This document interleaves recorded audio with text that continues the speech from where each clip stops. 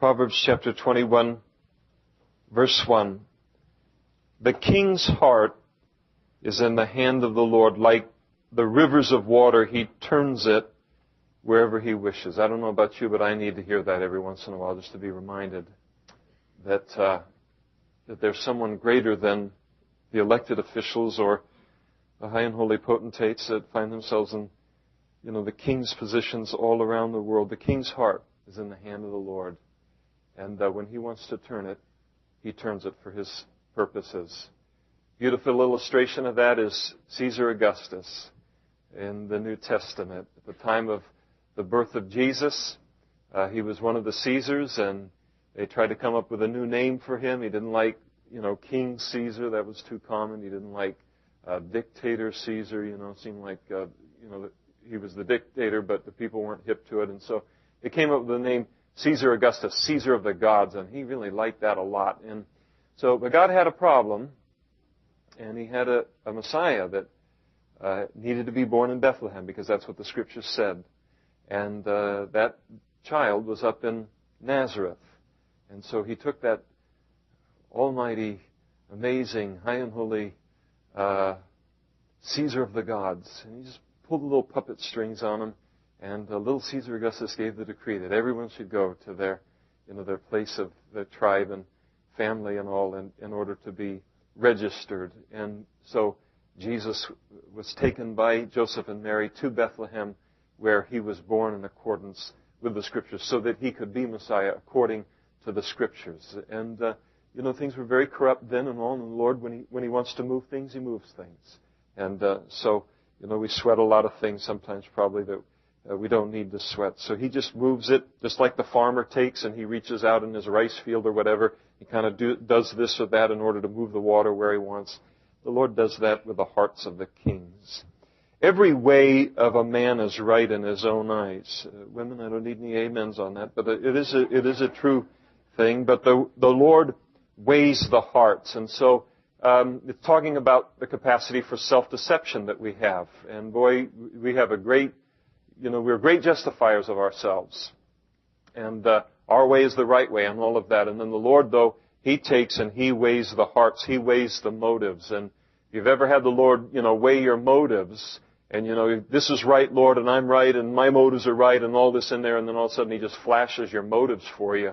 And then you go, no, you're right. And Uncle, can you help me do what's right here? And so we, apart from the work of His Holy Spirit through the Word, we would be hopelessly and completely self-deceived. And so, praise the Lord that He weighs the hearts. To do, that is obedience, to do righteousness and justice is more acceptable to the Lord than sacrifice. He holds in higher esteem obedience than any kind of a sacrifice that we would make for Him. Now, this was written under the Old Covenant by Solomon. And so there were the continual offerings of the animals, and then there were the free will offerings and the peace offerings. And God was just speaking to His people, and He speaks to us today, and He just says, listen, I want obedience more than everything. Don't give me a bunch of sacrifices and a bunch of offerings and a bunch of presents and a bunch of this kind of stuff if it's not unified with obedience. Obedience is what, He wants first and foremost. Otherwise, the offerings, the sacrifices, then they're just ritual. Then it's just junk. It's no value to Him at all. Obedience is what blesses His heart. All you have to do is ask any dad about that, and they'll tell you the same thing. You give me this great Father's Day gift, but you break my heart 364 days out of the year. What good is this? Not speaking about what I know by experience, but I mean that's the, okay, kids, where are they? There's some here in there. But that's kind of the deal. We're dealing with a father's heart here. And so, save the present. I'd rather have you obey me. Verse 4, a haughty look, that outward pride, a proud heart, that inward pride, and the plowing of the wicked, the prosperity of the wicked, all of it's sin. God doesn't like any of it. The plans of the diligent lead surely to plenty, but those of everyone who is hasty surely to poverty. So the extolling of diligence, the willingness to work hard, the willingness to plan well. God likes these things. He extols these things continually. But he says those who are hasty, it leads surely to poverty. And it can have the idea of those who are careless. Okay, and I'm going to just move real fast on the thing, and you're careless rather than planning properly. But it can also have the idea of falling for a get-rich-quick scheme. In other words, I know that I could get ahead by, working hard in the company that God has placed me in, or working hard and all this kind of stuff. I know I could get ahead with diligence and all, but I'm not really interested in that. And so, man, I am a lotto buying machine, in the hopes of that always the hope that, that daily double is going to come through and I'm going to get. And so there's that gambling constantly to get rich some other way than just through hard work out of obedience to the Lord, and it leads to poverty. It's interesting, they had an article in the paper recently where they did kind of a survey of the people that won the lottery and all, and I mean, there wasn't one good story. I mean, there wasn't one single happy ending. Every single person's life was ruined by receiving that much money into their life in that kind of a time. I mean, it's heartbreaking. And I mean, almost to a person, they say, I wish this had never come my way. And so, it looks so good that, oh boy, Ed McMahon. Oh, is that Ed now coming to my doorstep, and you don't know, maybe the kiss of death. Getting treasures by lying, by a lying tongue, that is, to get it by lying and cheating, is the fleeting fantasy of those who seek death. In other words, it's a good way to get killed. Because sooner or later you're going to cheat someone that's just going to take and shoot you. They have the same problems we have today. And so it's just best, not to rip people off by a lying tongue, or you can end up dead. The violence of the wicked will destroy them because they refuse to do justice. They refuse to do what's right. And the idea is that sooner or later, law and order, justice is going to win. Over the long haul, it's going to win because God has ordained. He just gives favor to government. He gives favor to an institution of government that protects its citizens from attack from without, from other countries, but also law and order is in place to protect its citizens from attack by other citizens. And so law and order over the long haul is going to prevail. It's been interesting in my lifetime. Just in the last 25 years of my life. What's happened to the mafia? You thought, man, when I was growing up, the mafia, they were the untouchables. They did what they wanted, and it was just like a dream that you could ever bring that empire down.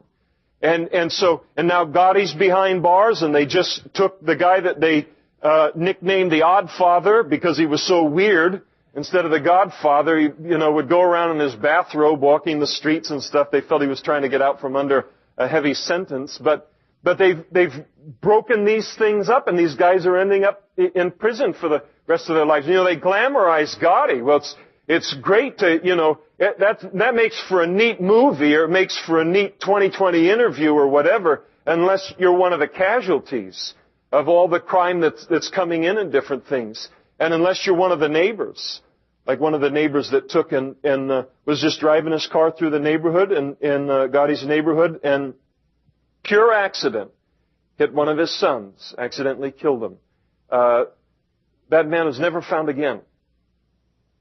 That kind of stuff, you can't have that kind of stuff going on, where they just take and kill people and then they're gone, for good, law in their own hands. And so, there is a way that it all catches up to the violence of the wicked. Ultimately, justice prevails. The way of a guilty man is perverse, but as for the pure, his work is right. And so it's a contrast between the guilty man and the pure man. The guilty man, he lives a perverse life. In other words, he lives a dark life.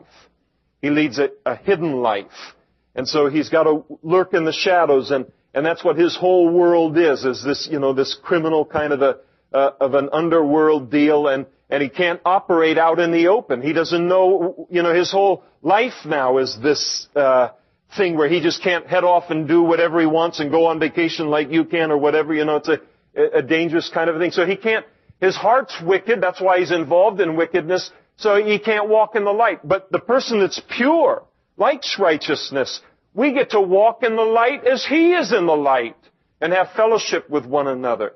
And so here you are, you sit here tonight, some of us, you don't have 2 quarters to rub together in your pocket, but you're able to walk in the light because you don't have a guilty conscience. And you don't have a guilty conscience because of the blood of Jesus Christ that has allowed our sins to be forgiven. And then that price has been paid for us to live a life that's lived in the light of God's Word and in the light of His presence. And so it's a blessed life. Not I would say glamorize it here and there. The best life is the one that's the pure life. We get to live it in the light. Here's an interesting one, ladies.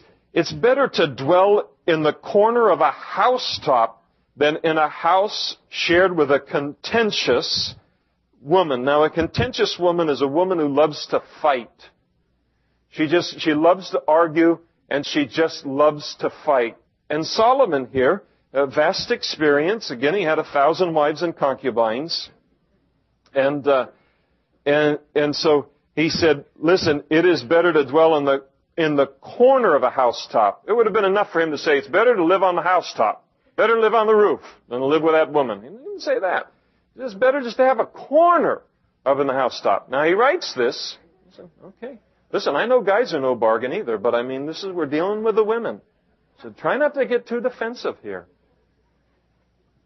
He's writing this from Jerusalem. And in Jerusalem, of course, many of the roofs, they're flat-top roof. It was where you would sleep when it would get hot and the different things, and so it was valuable space.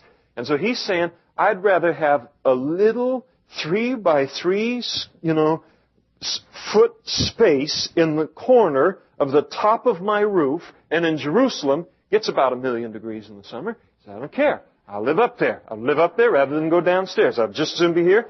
And then in Jerusalem, it's not unknown to snow in Jerusalem. So through all of the elements, through all of the hot, through all of the cold, through all of the snow, through all of the rain, through all of the everything, he said, it's worth it to me. It's okay. I'm okay up here. Because you met my wife. That'll answer everything for you. And so he said he'd rather be up there. Now, we might say today, it's better to live alone in a studio apartment than to live in a mansion with her. And I think that one of the things many women, not all women, I'm not talking about any of you, I'm talking about other women way out beyond the perimeters of this room. But I think there is a thing that many women do underestimate in terms of what is valuable to a man. And one thing that is very valuable to many men is peace and quiet. Peace and quiet. And you can't believe how valuable that is.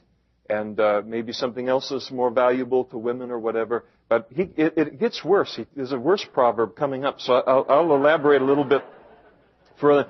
We must just spend the whole night on this. I don't know. Verse 10. The soul of the wicked desires evil. He's always looking for a crime to commit. And his neighbor finds no favor in his eyes. And so there he's his neighbor. Good morning, good evening, all this kind of stuff. Hi, how you doing? Well, and everything. And the whole time you're planning to rip him off. What a junky guy.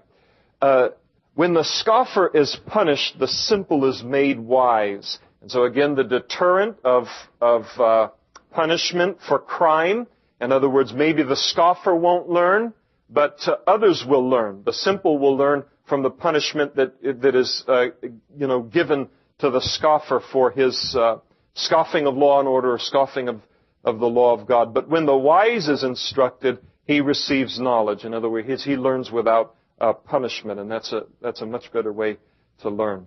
The righteous God wisely considers the house of the wicked, overthrowing the wicked for their wickedness. And so he watches all of it. He just wants you to know, I know the houses stealing drugs in the neighborhood, and I know the ones where they're, ripping everybody off in the neighborhood. He says, I'm watching the thing. I'm gonna overthrow it. I'm gonna take care of it. He watches all those things. He says, but I know how it ends. Verse 13. Whoever shuts his ears to the cry of the poor will also cry himself and not be heard. And so God's concerned for the poor. And he says, and again, we're talking about, we're not talking about lazy. We're talking about the poor. They're working hard and all. It's just tough time making ends meet and all. And so here you've got the poor, and God's heart goes to the poor, and we have a responsibility to help the poor, the Bible says. And otherwise, we may end up poor and then crying out, and nobody will help us. And so it is fascinating for those who are sometimes very, very wealthy in this world. There is a tremendous realization in their hearts that it was just one or two things, one or two breaks in life that made the difference between them having a tremendous comfort materially and being in the place of poor. And things can change overnight in this world. You and I, any one of us could end up poor in a moment in time. And so there's just that realization that, listen, help the poor. And when you get in that kind of a place, if that happens, then there's going to be help for you. Don't expect them to start, people being kind to the poor once you become poor. Set that standard a little earlier. A gift in secret pacifies anger. So you got a guy that's really, really mad at you. And what's a good way to calm him down? Oh, a box of See's candy works. Football, Nerf football or something, you get him some kind of a gift. And a bribe behind the back, it pacifies strong wrath. So the guy wants to, get you by the neck and strangle you. And how can you pacify a guy like that? A gift. And so the point is not that we should do this, but the point is the power of a bribe. The power of a bribe. And for us, if it has that kind of power to pacify the strongest of emotions, then we have to be careful in our own lives that when bribes are offered, to recognize how dangerous they are to our guts, to our spiritual insides. And we're as vulnerable as anyone else to moving from righteousness because a bribe has been given to me. So the power of a bribe and a warning concerning it. It's a joy for the just to do justice. And it is. It's a joy to do what's right. There's nothing like that feeling, is there? Somebody breaks down on the side of the road, you pull over there and you help them, push the car and get them situated and to a gas station or to, phone to call and all that kind of, it just feels right to help, to do what's right. And it's its own reward. But destruction will come to the workers of iniquity. A man who wanders from the way of understanding, and it's talking about God's way, wandering from God's way, will rest or end up in the congregation of the dead. So a warning against wandering. Well, I'll just wander a little bit tonight. Yeah, just a little wander. And you're surprised where it can lead. Best not to wander. He who loves pleasure, parties, loves to entertain, all that kind of stuff, likes that fast lane, he's going to be a poor man. It costs money to do that stuff. And he who loves wine and oil, that was rich man's stuff. Wine and oil. He who loves wine and oil will not be rich. In other words, if you love a person that's in love with luxury, bye. The money just goes so quickly. And so that addiction to luxury, it can lead to poverty. The wicked shall be a ransom for the righteous, and the unfaithful for the upright. Again, over the long haul, righteousness wins. It is better to dwell in the wilderness than with a contentious and angry woman. He's off the roof. He got a Greyhound bus out into the wilderness. Now, what he's talking about here is, when you read in the Bible, they talk about from Dan to Beersheba, and Dan was in the uppermost part of Israel, and Beersheba was down in the wilderness. It was out in the middle of the desert. We're talking about the desert. He's moved from his house in Jerusalem, and he's living in the desert now. And so he says, it is better to live in the desert, out in the middle of the desert, the wilderness, than with a contentious and an angry woman. And again, if you're that kind of a woman, you ought to beware of that. God calls you to be something, not us. He calls you to be something different than that. How often a woman is, when she's that kind of a woman, and he leaves, and she is as shocked as can be. And she'll say, he's holed up in some studio apartment here in town, not involved with somebody else. Holed up in some crummy studio apartment, and he left this beautiful mansion to go, to be in that place. I don't understand him. And again, she doesn't understand how valuable peace and quiet is to a man. Peace within his household. When the children of Israel were constant complainers against God in the wilderness, He took it personally. He took it personally. They're complaining because He was their Lord and He was their God. He took it personally as complaining against Him, against His provision, against what He had done for them. And so it's the same thing that happens with a man. He works hard. He tries hard. Not all of them do, but a lot of them do. And he works hard and he tries hard, tries to provide everything that he can for the house and for everyone to be peaceful and for everyone to be thankful and happy and content. And she just keeps on complaining and keeps on complaining. There's no pleasing this woman. And for him, he takes it personally. And he says, there's no pleasing this person at all. She'll never be pleased. And so often, there'll be that departure. He said, I'd rather live alone the rest of my life in the desert than be a part of that anymore.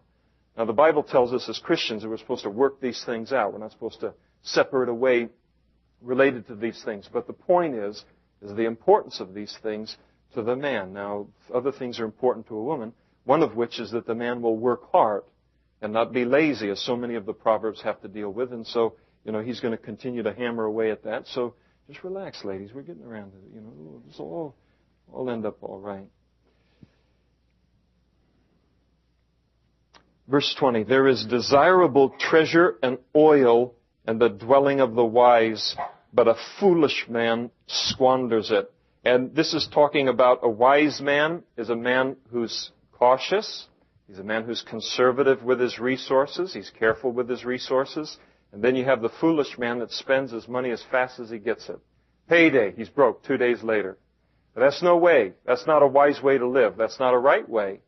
And here you have the wise man. He looks, he sets up his budget, he understands how far it has to go, and he's not going to drink it away and gamble it away and just throw it away, on different things. He looks and he says, all right, we've got to set this up, and this is how this money can last till the next payday. Sets that budget up, and when a person does that in a way that honors the Lord and all, there ends up being enough within that household.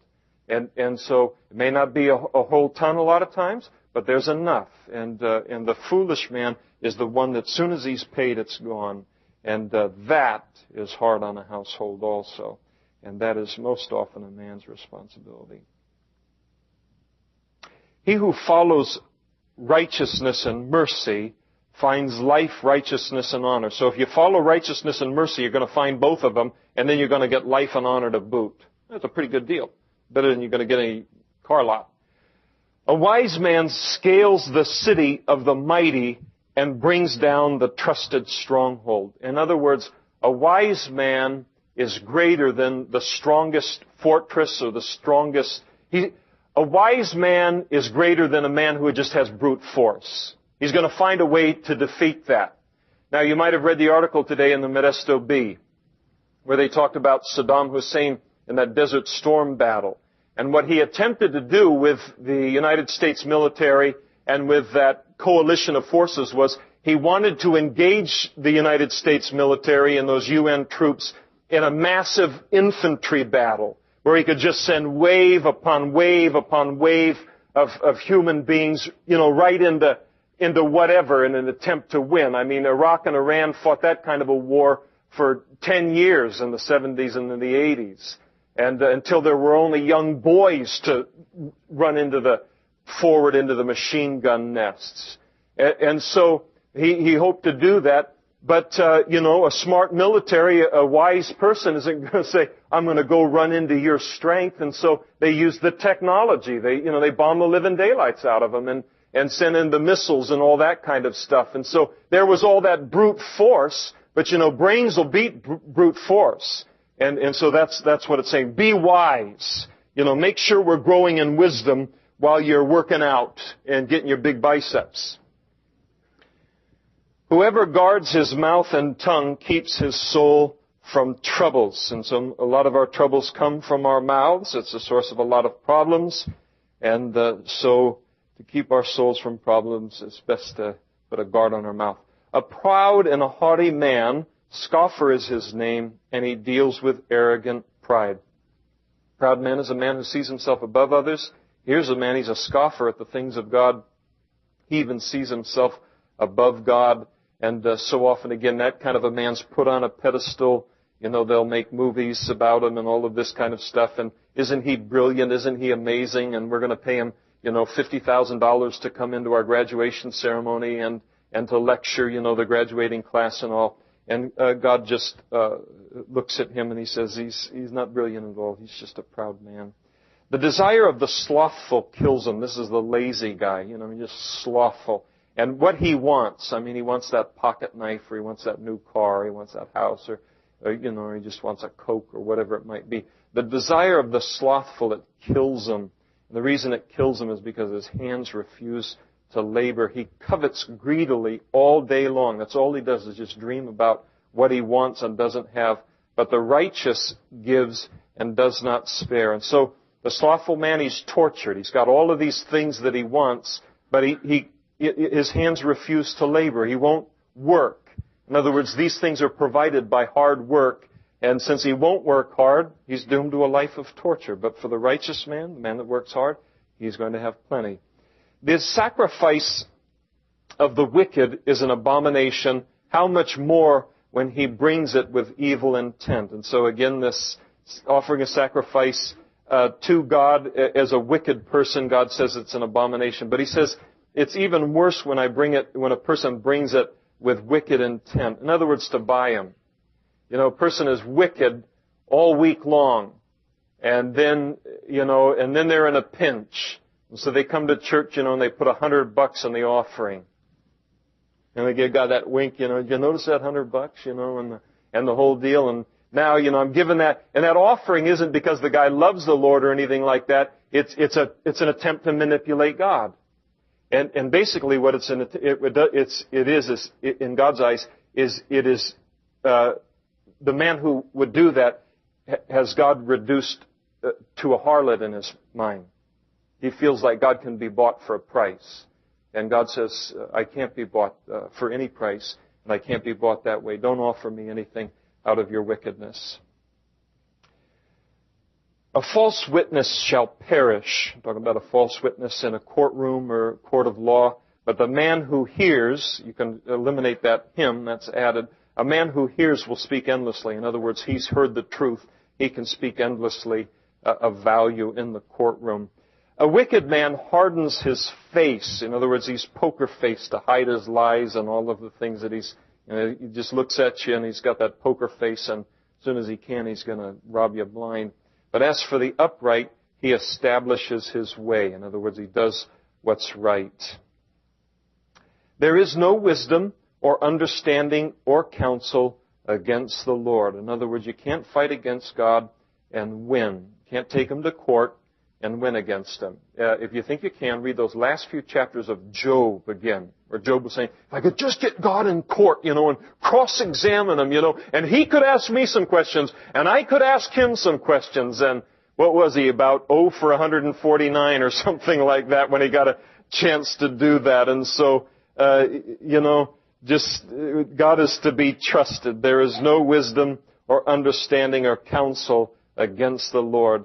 The horse is prepared for the day of battle. In other words, we can prepare for things, but we need to remember that deliverance is of the Lord. And that's hard because when you're in the middle of the battle, it's real easy to forget the Lord, but he's the one that gives deliverance. A good name is to be chosen rather than great riches, and loving favor rather than silver and gold. And so much better to have a good name from my good conduct than to have all kinds of riches. And I like this too. Loving favor, just being known for mercy is better than being rich.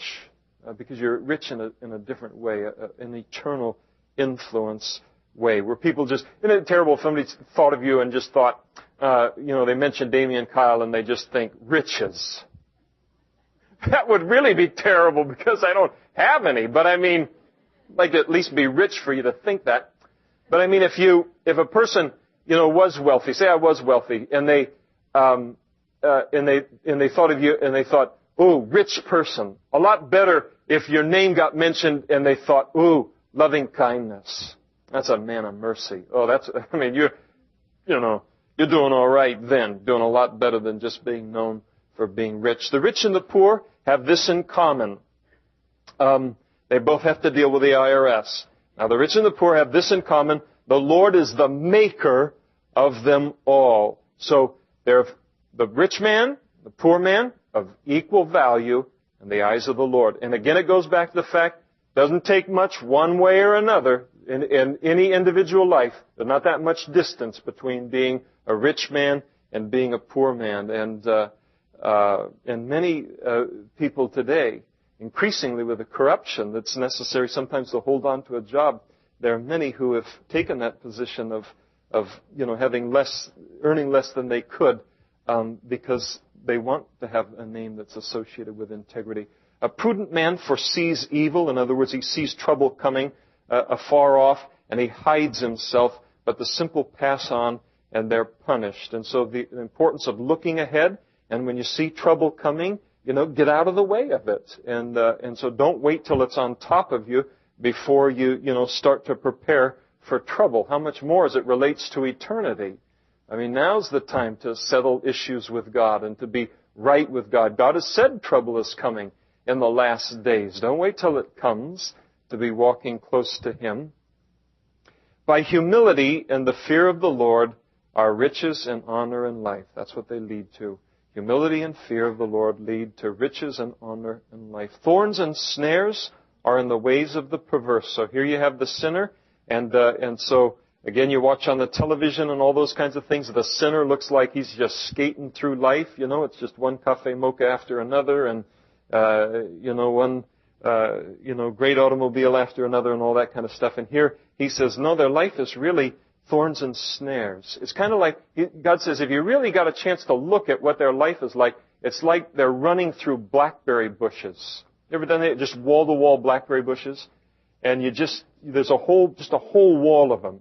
And you get in a sprinter start about, 50 feet, and you just run as hard as you can right into them and through them. What's going to happen? You're going to end up scarred. You're going to end up a bloody mess. And God says that's what's happening. That's the price that's paid for perversity. There's injury involved. And He knows it. They know it. Don't you be fooled into thinking that it isn't there. He who guards his soul will be far from them, far from the perverse. Train up a child in the way that he should go, and when he is old, he will not depart from it. Important for us as parents to train our children. And I like that, train up a child. A child is a child, and a parent is a parent. And parents are supposed to train up children. Children are not supposed to be training parents. We're supposed to train up children. And how are we supposed to do it? We are to train them in the way that is right, in the way that they should go. And that means we're going to train them in the ways of the Lord. And there's a promise associated with this. The general rule, when he's old, he will not depart from it. Now, I have heard over the years so many people say, well, my parents, they made me go to church, and they got me so bitter against the Lord because I had to go to church week in and week out. Hey, when you hit rock bottom, you knew where to turn, didn't you? You knew where to turn.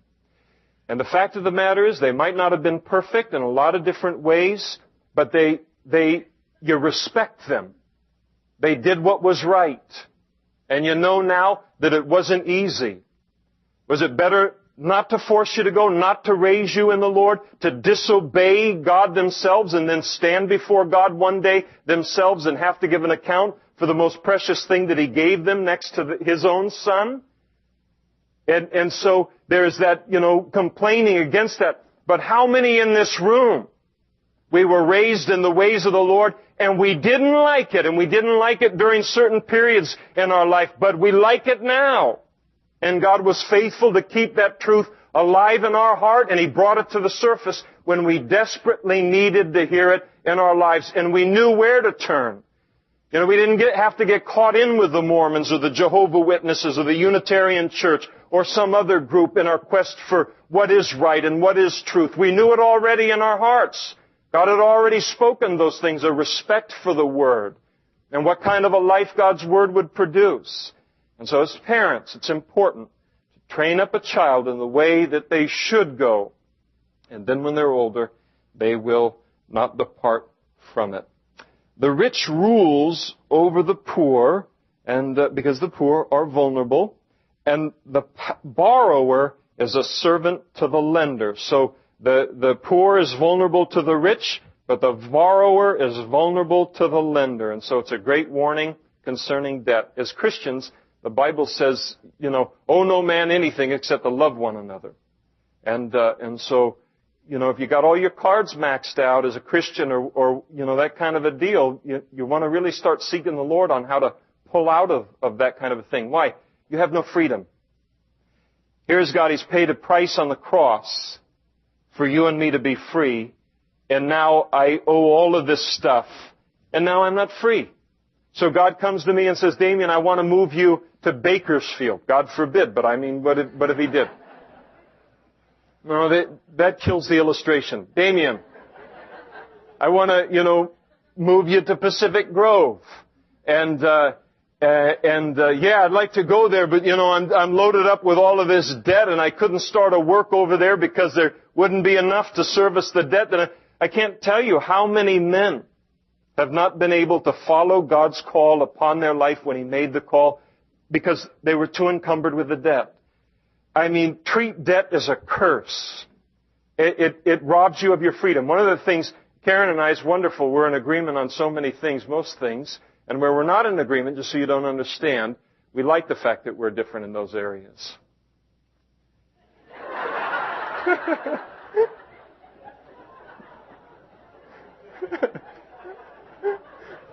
What a sap I am. But I want things to be understood. But I have just, debt is like an anchor around my neck. I mean, all my life I would take a second job, or I wouldn't get in debt, but I mean, I'd take whatever I could to stay away from it because just I couldn't be free until out from under it. And so, you know, that just be wise here. We become a slave to who we owe the money to, and God has called us to be free. He who sows iniquity will reap sorrow, and the rod of His anger will fail. And so the man who is involved in sin and then he intimidates others, one day he's going to fail. He who has a bountiful eye, that is, he's generous, is going to be blessed. And he who gives of his bread, for he gives of his bread to the poor. Cast out the scoffer, and contention will leave. So sometimes there's just constant contention, you know, among a group. One of the things to do is say, where's the scoffer here?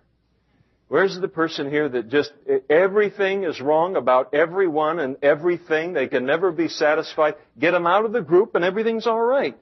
Yes, strife and reproach will cease. And so one bad apple can ruin the whole bunch. He who loves purity of heart and has grace on his lips, that's a beautiful thing, isn't it? A person with a pure heart and they have grace on their lips. The king will be his friend. That person isn't going to lack friends. So contrasted to the scoffer, that person isn't. Sometimes the scoffer ends up all alone. How come I'm all alone? Nobody talks with me. Nobody wants, nobody has time for me on the phone. Well, it's a pure heart and some gracious lips would do you well on that. And so even the king likes to be. I mean, it'll bring. It'll put you in the. Even kings are looking for those kinds of friends. That's how rare they are. The eyes of the Lord preserve knowledge, but He overthrows the words of the faithful. In other words, God protects His word. Heaven and earth is going to pass away. He said, my word will never pass away. The slothful man says, there's a lion outside and I'll be slain in the streets. Hi, boss. I didn't come to work today because there's a lion outside. And I was going to get eaten up out there. Sometimes we think that only the kids that are trying to get out from under their homework, where's your homework? Well, little Biffy ate my homework last night. That's why I didn't have it. He ate my little homework, and little Biffy became little Barfy, and it was in no shape to bring to you here tonight, and I'm sorry. But all of those lame kind of excuses. Well, it's humorous when it's in a kid. But when a person grows into adult life and they're given the same kind of excuses to their employer or excuses to whoever, gosh, I couldn't go to work today because, you never know when there's going to be a lion in the street. What are the odds of a lion being in the street? They're living in Jerusalem. It's a city. It's a walled city. No lions in the street.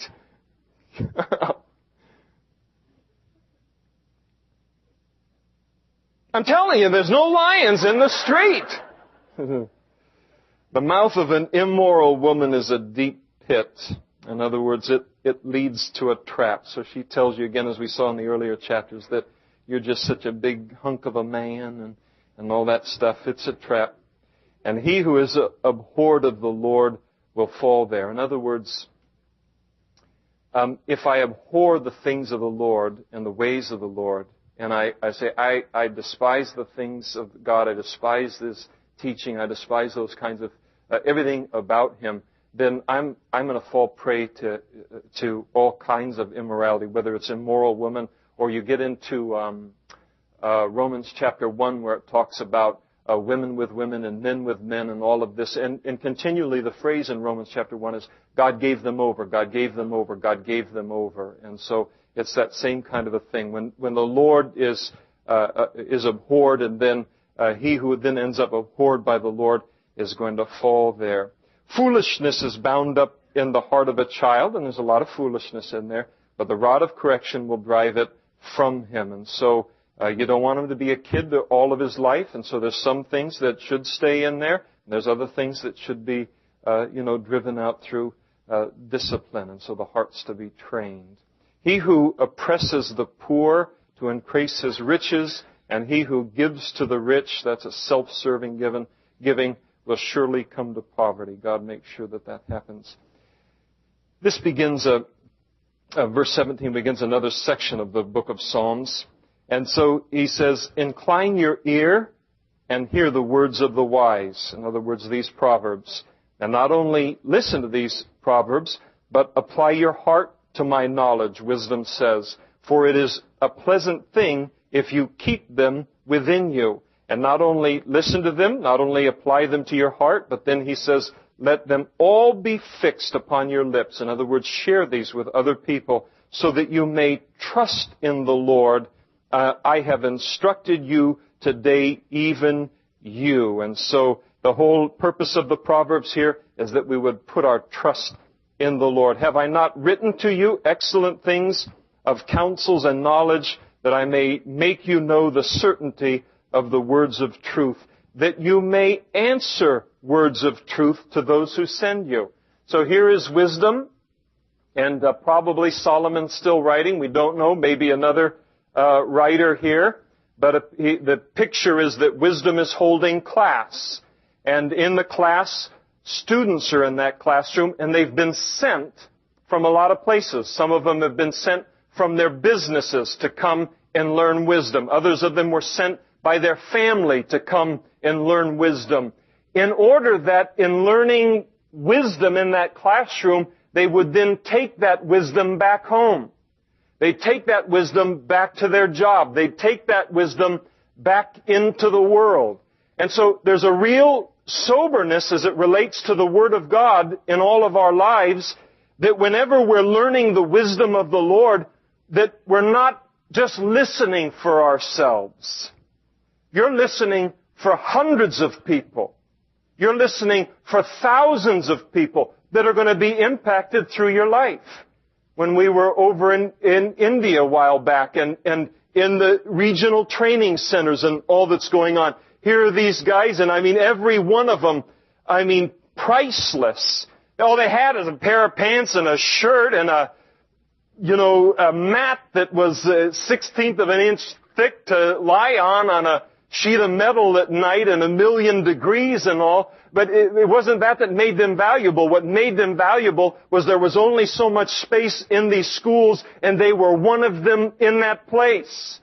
And God had plans to send them throughout all of India to reach India with the gospel. So it was incumbent on them to understand, even in the heat, even with the mosquitoes, even with all of the different things, that they were there listening for others, the people that God was going to impact through them. I think that's a fabulously mature attitude towards the Word of God and towards God giving us instruction in His wisdom, not just for us, but who He's going to reach. And I hope you believe, each one of us in our life, thousands are going to be reached through me. I mean, let's not sell the Lord short. Let's believe we don't know what's going to happen. And you may end up witnessing to one person who gets saved, and then that person, the next Billy Graham. You don't know. They might be hiding right here in Modesto. I mean, goofier things have happened. And so but there's that understanding, wisdom for me, for my life, but yes, so it comes, I'm instructed to help others too. Do not rob the poor because he's poor. Don't take advantage of the powerless, nor oppress the afflicted at the gate or the place of justice. Justice should be fair, whether you're rich or poor. For the Lord will plead their cause and plunder the soul of those who plunder them. Make no friendship with an angry man or a hot-headed man, furious man. I mean, this guy's really upset. Don't go with him, lest you learn his ways and set a snare for your soul. Don't go with a hot-tempered man. And don't go with a man that is out of control in his anger, because you can be setting a snare up for your soul. All it takes, under the influence of anger, is just one stupid move, and your life can be over. You just got to do one dumb thing, and now you're in the legal system. And you may never get out of the legal system. And that passion, that anger can be so strong. And in 5 minutes later, you will think yourself to be the stupidest person in the whole world. You'll be thinking clearly that soon afterwards. But at that moment, you can throw a whole life away. And so, very important. Stay away from the hot-headed man. Stay away from the person that's in the middle of their anger and now, I'm going to go over there and show them a thing or two, and why don't you give me a drive over there? Don't give them a drive over there. I think one of the best movies that was ever written on ministry is not a Christian movie. It's a movie called Hoosiers. I qualify it with this. There's a handful of mild profanities in the movie, and you have to edit those out, be on an edited version of it. But that's one of the finest movies you will ever watch on ministry, on how a team has to work together to be effective, and how far God can take a group of people if they will put their individual selfishness and self-will aside for the goal of the head coach. But it's also got a lot, as Gene Hackman's in that movie, and it shows that God really is the God of the second chances. And in that movie, here he is in Hickory, Indiana, and I got to visit Hickory. It was one of my favorite movies, and I was speaking in a conference in Indiana, and they took me to Hickory. The gym had burned down the year before. This is the story of my life. Just wanted to shoot one hoop there, and the thing had burned down the year before. I know, it's really sad. I appreciate your compassion for me. It's a painful moment. But he had been a very, very successful college coach. He was a volatile man. And what happened is, in the midst of this big game, his best player and his favorite player, he was talking with Barbara Hershey there in the movie as they're walking through the cornfield. You recognize it, those of you watching. And she was asking him about what happened there, and he said, it's a funny thing. He was my favorite player. I liked him so much. He was my best player. And he said, the next thing I knew, my fist had already gone out and hit him. I mean, he decked one of his players right by the bench during a game. And his whole career over that quickly. And yet, here was this opportunity to come back to Hickory based on a true story, and they win the championship, not just small school basketball championship, but all school championship in Indiana, where basketball is God there in many respects. And so, but there was that line is such a powerful line. He said, I'd pay anything to be able to pull that fist back. That's the power of it. Things can change that quick. And so beautiful, beautiful warning so that it doesn't become a snare for our soul or for God's plan for our lives. Do not be one who shakes hands in a pledge or one of those who is surety for debts. In other words, you become a cosign for another person's debt. Don't do that. He says, if you have nothing with which to pay, in other words, if you can't pay the debt yourself, then you don't have enough money to cosign either. Why should he take away your bed from you? In other words, why should he lose everything he has if he defaults on the loan, and then you lose your bare necessities, your mat that you sleep on?